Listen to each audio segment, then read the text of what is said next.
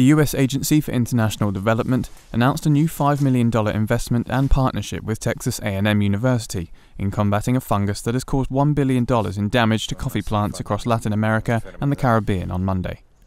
The so-called leaf rust, or roya, is a yellow and orange-coloured fungus that has swept coffee fields from Mexico to Peru over the past 2 years, threatening to stunt production and drive up the price of Latin American roasts.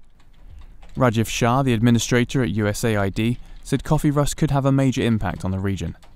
Well, since 2010, coffee rust, which is a disease, a fungus that attacks the coffee tree, has dramatically reduced coffee output on small farms in Central America and in Latin America. Coffee rust is actually affecting and potentially could affect 500,000 small-scale farmers and push them back under the poverty line.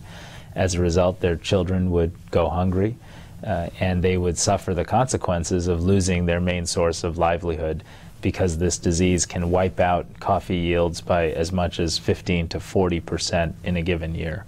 Especially hard hit have been Central America's Arabica coffee plants, which produce high-quality beans used in espresso and gourmet specialty blends that are in growing demand in the United States and elsewhere around the world.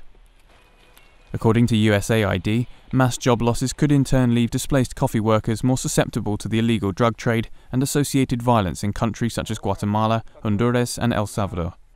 The partnership will support research to develop rust-resistant coffee varieties and expand the capability of the Latin America's coffee institutions to monitor and respond to outbreaks of the blight.